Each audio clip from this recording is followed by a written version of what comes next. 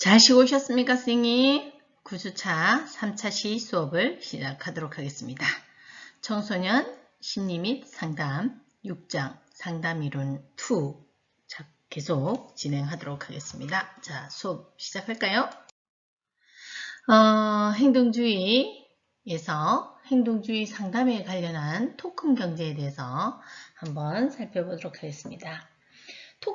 토큰 경제법은 전형적으로 조작적 조건화 이론에 따른 행동 수정에 의한 방법입니다. 토큰 경제의 목적은 내담자의 바람직한 행동을 강화하고 바람직하지 않은 행동을 감소하는 데 있는데요. 여기서 토큰은 1차 강화물과 교환할 수 있는 2차 강화물을 의미합니다. 즉, 청소년들이 바람직한 행동을 했을 때 받는 점수가 토큰이 되는 거죠. 그리고 토큰 경제에서는 사용되는 토큰의 예로는 도장이나 스티커, 별, 쿠폰 뭐 이런 걸 모아서 퍼즐이 될 수 있는데 퍼즐 조각 등이 있으면 이것은 직접적으로 강화하는 효과는 없지만 일정량의 누적된 뒤에 1차 강화물과 교환할 수 있기 때문에 강화물의 역할을 한다고 보면 되겠습니다. 청소년들의 경우는 토큰을 특별한 간식이나 디저트와 교환할 수 있고요. 이 외에 토큰은 놀기나 자유시간 갖기, 게임하기, 영화 보기, 당구하기, 취미생활 등을 교환할 수 있죠. 이렇게 바람직한 행동을 강화하기 위해서는 토큰을 사용하는 방법이 바로 토큰 경제법이다 라고 말합니다.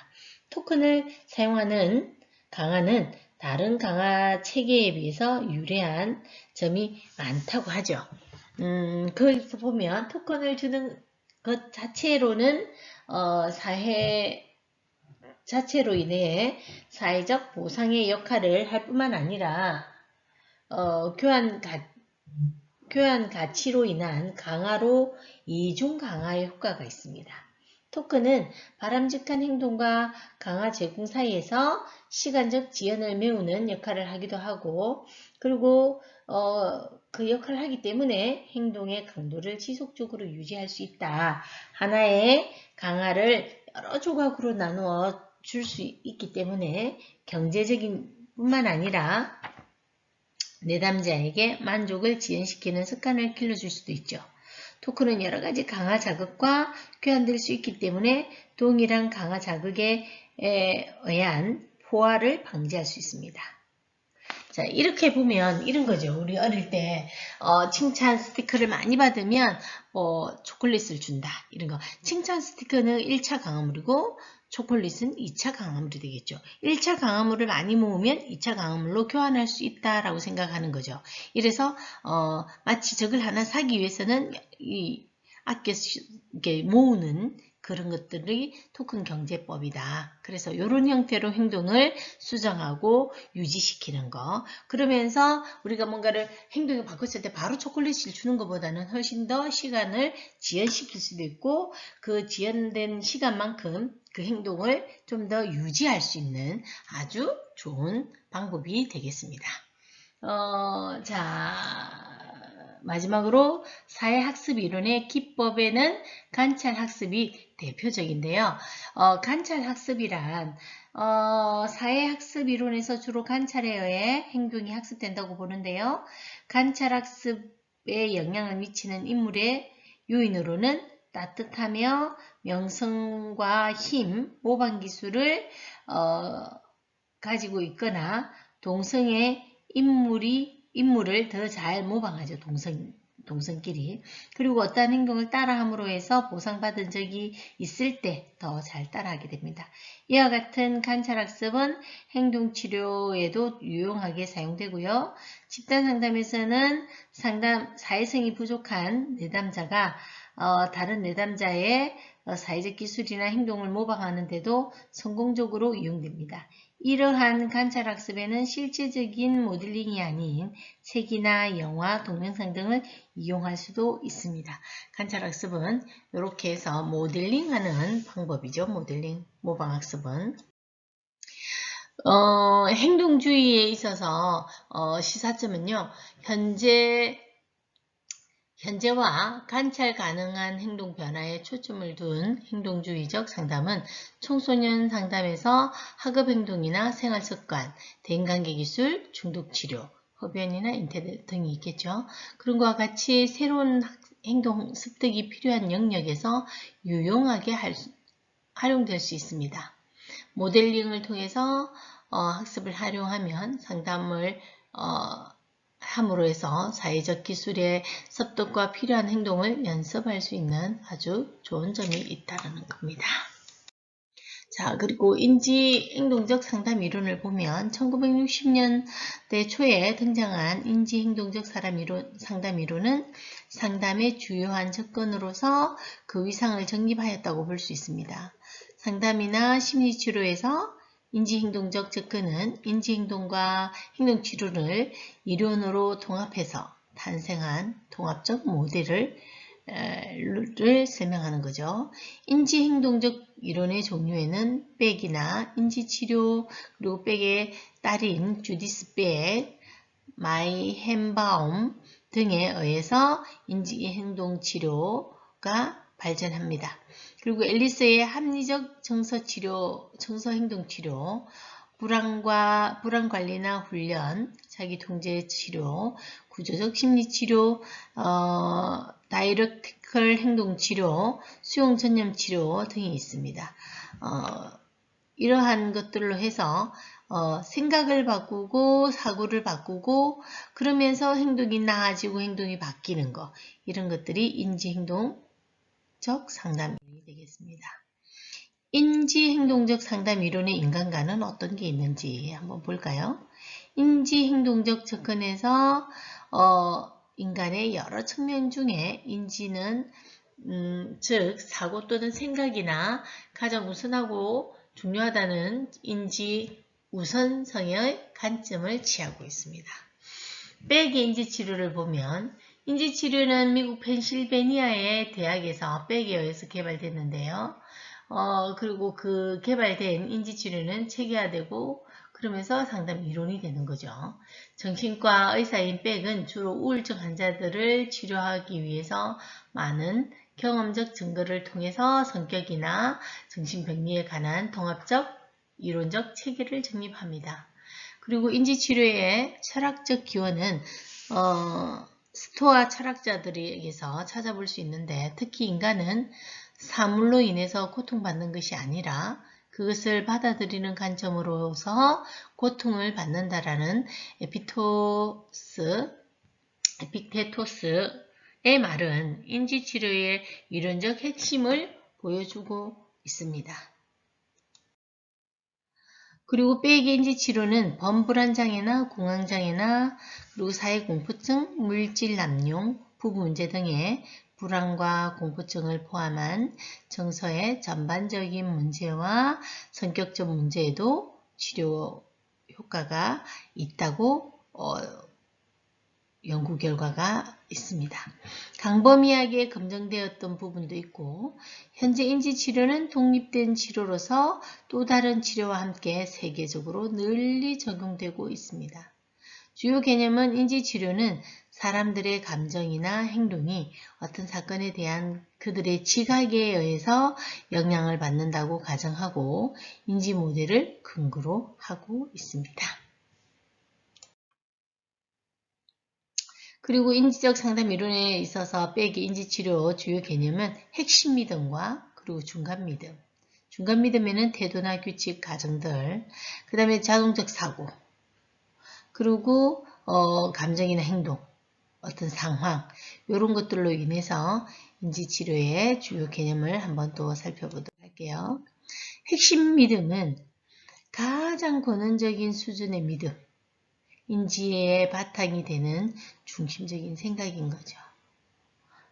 이런 걸 핵심 믿음이라고 하고요. 중간 믿음은 태도나 규칙, 가정들로 구성되어 있는데 핵심 믿음과 자동적 사고 사이에 존재한다고 보시면 돼요. 자동적 사고는 어떤 상황에 접하게 되면 아무런 의식적 노력 없이 다 자동적으로 떠오르는 어떤 생각을 말하는데 자기와 세상 그리고 미래에 대한 부정적인 생각과 태도로 구성되어 있는데 이를 인지삼재라고도 합니다.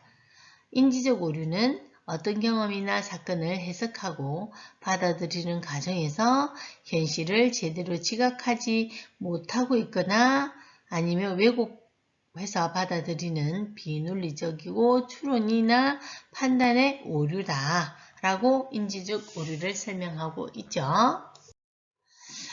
주요 개념에 보면 인지적 오류는 흑백논리, 이분법적 사고로 완전한 실패 아니면 성공과 같이 극단적으로 흑과 백으로 해석하는 오류인데요. 흑과 백, 즉 범주의 둘 중 하나만 있고 중간지대나 둘 사이의 해석을 인정하지 않는 오류. 이걸 흑백논리라는 거죠. 이게 옳고 그름만 있고 중간은 없다. 흰색과 검정색만 있고 회색은 없다. 이런 것들이 흑백논리의 인지오류라고 할 수 있겠죠. 선택적 추상화는요. 상황이나 주된 내용을 무시하고 사건의 일부 정보들로만 기초로 결론을 내리고 전체의 의미를 해석하는 오류를 말합니다. 그리고 과잉 일반화는 한두 번의 사건을 가지고 이에 근거하여 일반적인 결론을 내리고 확장시켜서 적용하는 오류입니다. 이게 이걸 하나 보고 전부 다 그렇다, 모두가 그렇다 이렇게 하는 것이 과잉 일반화겠죠. 그리고 임의적 추론은 어떤 결론을 내리기엔 충분한 근거가 없는데도 불구하고 주관적으로 추측해서 최종 결론을 내리는 것이 임의적 추론이다. 그리고 개인화는요. 자신과 관련 지을 근거가 없는 경우임에도 불구하고 외적 사건과 자신을 연관시켜서 생각하는 오류를 개인화라고 합니다. 이렇게 주요 개념들이 자세하게 적혀 있죠. 이러한 것들을 인지적 오류에 있어서 영향을 미치는 개념들입니다. 인지치료의 상담의 목표와 과정은 인지치료에서 상담자와 내담자의 치료적 관계를 매우 중요시하는데 치료적 관계의 질이 인지치료 적용의 기초라고 강조할 수 있습니다.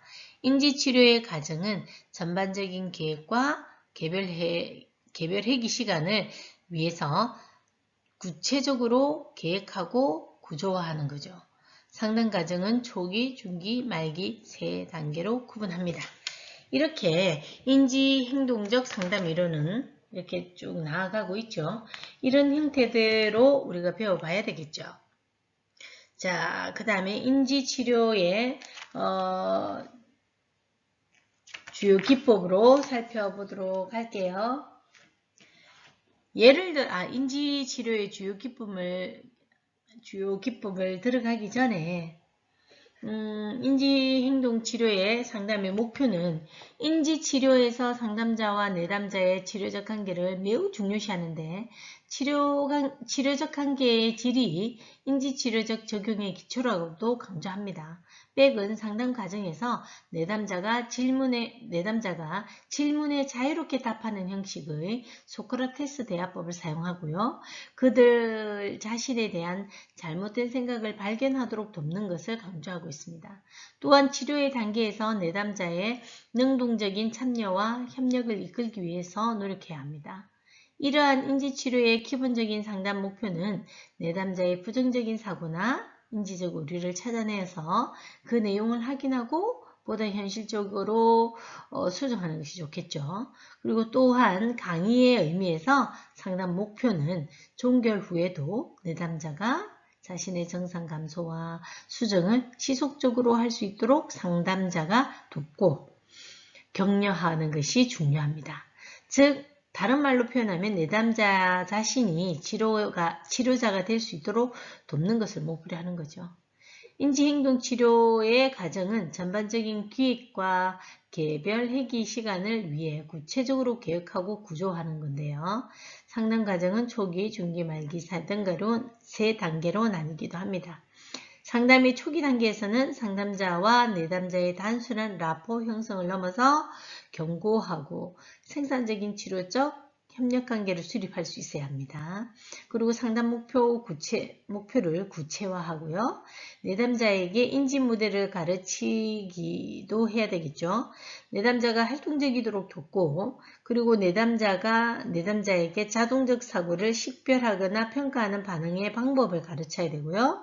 내담자를 치료에 동참시키는 것이 중요합니다. 이런 것들이 이루어지면 초기 단계에서 상담자는 주로 역할을 하게 되죠. 상담 중기 단계에서는 상담자는 응급한 목표들을 위해서 지속적으로 노력함을 물론 내담자의 믿음을 식별하고 평가하고 수정하는 것에 강조점을 둬야 합니다. 상담자는 내담자의 믿음을 수정하기 위해는 다양한 이성적, 감성적 기법을 사용하는데 또한 내담자의 목표를 달성하기 위해서는 기술을 가르치기도 합니다. 상담의 말기에는 종결의 준비와 재발 방지가 강조되어야 되겠죠. 종결 단계가 되면 내담자는 다양한 문제 해결책 제시를 하거나 과제를 고안하는 등 보다 적극적인 역할을 하게 되어야 합니다. 이렇게 해서 인지치료의 상담의 목표와 과정을 살펴보았고요. 인지치료의 주요 기법을 한번 살펴보도록 하겠습니다. 인지치료에서는 내담자를 돕기 위해서 다양한 기법을 사용하고 있는데요. 주요한 몇 가지 기법을 소개한다면 문제 축약 기법이 있는데 문제 축약 기법은 내담자가 다양한 문제 증상을 호소할 때 유사한 성질을 지닌 문제들을 확인하고 이를 몇 가지 주요 문제로 압축하고 그리고 훨씬 더 효율적으로 상담을 진행할 수 있다는 것입니다. 상담자는 개별적인 문제 증상들을 일일이 다루기보다는 여러 가지 증상에 기스하는 공통 요소를 찾아서 상담에 초점을 맞춰가는 것을 문제 축약 기법이다 라고 설명합니다. 소크라테스 질문법은 그럼 또 뭐냐? 소크라테식 문단법은 인지치료사들이 사용하는 대화의 기초가 되는데요. 소크라테스 질문을 통해서 내담자는 자신의 부정적인 사고를 인식하고 이해하고 그러면서 변화 과정을 시작할 수 있는 거죠. 소크라테스식 질문은 내담자의 호기심을 자극하거나 상담자는 내담자에게 치료 개념을 가르치는 것 대신에 내담자가 스스로 학습 과정에서 참여하도록 하고 그러면서 좀 더 적응적인 인지 방식을 변화할 수 있도록 하는 거죠. 그리고 소크라테스 문답법은 아동 청소년에게 사용할 때 유의해야 되는 부분이 있는데 아동 청소년의 심리적 성숙도에 맞춰서 해야 됩니다. 미성숙한 아동 청소년에게는 재미있으면서 비유를 이용한 전략이 좋겠죠. 그리고 아동 청소년들은 상담자의 질문에 민감한 반응을 보이기도 하고 이들은 질문을 받을 때 때로는 방어적으로 물러가는 반응을 보이기도 합니다. 이때 상담사는 아동 청소년의 질문 공세를 받는다는 느낌이 들지 않도록 천천히 대화를 진행해 가면서 의문문만 계속 사용하기보다는 평서문으로 스타일을 다양하게 할 수 있어야 합니다. 그리고 자동적 사고 다루기인데요. 이 기법은 인지치료의 핵심이로서 자동적 사고를 찾아내고 사고방식을 변화시킴으로 해서 증상을 감소시킬 수 있다는 것이 자동적 사고 다루기입니다.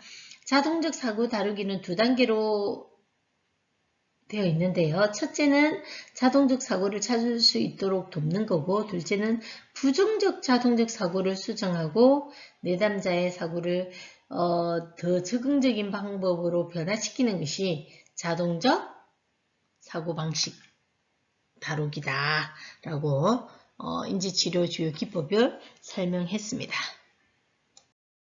인지치료 주요 기법을 보면 자동적 사고를 찾기 위해서는 방법과 수정하기 위한 방법, 자동적 사고를 찾기 위한 방법에는 감정의 변화, 인식하기, 심리교육하기, 안내에 따른 발견하기, 생각이나 그런 것들을 기록하기, 체크리스트를 사용한다든지 이런 것들이 자동적 사고를 찾기 위한 방법들이고요. 자동적 사고를 수정하기 위한 방법들은 소크라테스식 질문하기, 생각의 변화와 기록지 사용하기, 그리고 인지적 오류 찾기, 파국적 사고에서 벗어나기, 증거 근거하기 뭐 이런 것들을 가지고 인지치료 기법을 활용하면 되겠죠. 그 다음에 생각기록지 작성 예시를 보면 사건은 아침에 늦게 일어났다. 이게 상황입니다. 생각은 또 지각이구나. 넌 역시 구제불능이야. 뭐 이런 생각을 하고 있을 수 있겠죠. 감정, 화가 나거나 짜증나거나 슬픔이나 우울 등이 생길 수 있다. 이런 것들을 말할 수 있겠습니다. 자, 또 볼까요? 인지적 행동 상담 이론에 보면 앨리스의 합리적 정서행동 치료를 보면 앨리스는 인간은 단지 외부의 영향만으로 고통을 받는 존재가 아니고 스스로 역기능적인 사고를 하고 감정이나 행동의 상당 부분을 결정하고 유지한다는 점에서 구성주의자라고도 합니다. 실존주의자로서 온건한 포스트 모더니스트적인 입장을 취한 현상학자이기도 합니다. 1955년 합리적 치료 ABC 이론을 소개했는데요. 앨리스는 사람들이 혐오적인 사건 A를 만났을 때 심한 불안이나 우울감과 같은 고통스러운 심리적 결과를 갖는 것을 C라고 하면 신념체계는 B에 의해서 만들어진 결과라고 강조합니다. 하퍼와 함께 명칭을 합리적 정서치료로 변경합니다. 1993년에 공식적으로 합리적 정서행동치료라고 개명하기도 하죠. 주요 개념에 보면 합리적 신념과 비합리적인 신념이 있는데 앨리스는 생각이 정서와 행동을 유도한다고 강조하고 있고요. 합리적 신념과 비합리적 신념은 개인의 성장과 적응, 행복을 성취할 수 있도록 도와주는 것에 따라서 구분할 수 있는데요. 합리적 신념과 비합리적 신념을 구분하는 기준은 논리적이고 일치성이 있느냐, 현실성이 있느냐, 유용성이 있느냐 이런 거에 따라서 합리적이다, 비합리적이다 말할 수 있겠죠. 그리고 비합리적인 신념은 앨리스는 1962년에 11개의 비합리적인 신념을 발표하는데 앨리스는 임상적 경험과 더불어 몇 가지를 부과하였습니다. 비합리적 신념 11가지는 소개하자면 알고 있는 모든 중요한 사람으로부터 사랑받고 인정받고 이해받아야만 가치 있는 사람이다 라고 생각하는 것이 비합리적인 신념이에요. 우리는 다른 사람에게 의지하여야만 하고 의지할 만한 강한 누군가가 있어야 한다라는 것도 비합리적이죠. 그리고 타인의 문제나 혼란스러움에 함께 괴로워하고 속상해야만 한다. 어떤 사람들은 나쁘고 사악하고 따라서 비난받아 처벌받아 마땅하다라고 생각하는 것도 비합리적이죠. 완벽한 능력이 있고 사교적이고 성공적이어야만 가치 있는 사람이다. 아니죠. 그 다음에 일이 뜻대로 진행되지 않는다면 이는 무시무시하고 끔찍한 일이다. 인간의 문제는 완벽하게 해결하고 있냐 없냐. 만약에 그 해결책을 발견할 수 없다면 이것은 끔찍한 일이다. 이렇게 생각하는 것도 비합리적이다. 행복이란 외부 사건들에 의해서 결정되고 우리는 통제할 수 없다. 이것도 비합리적인 신념이 되겠죠. 그리고 인생에 있어서 어려움에 부딪히기보다는 피해가는 것이 안전하다. 이것도 아니죠. 위험하거나 두려운 일이 많이 일어날 가능성을 생각하고 있어야 한다. 이것도 아니죠. 과거의 일들이 현재의 행동으로 결정된다.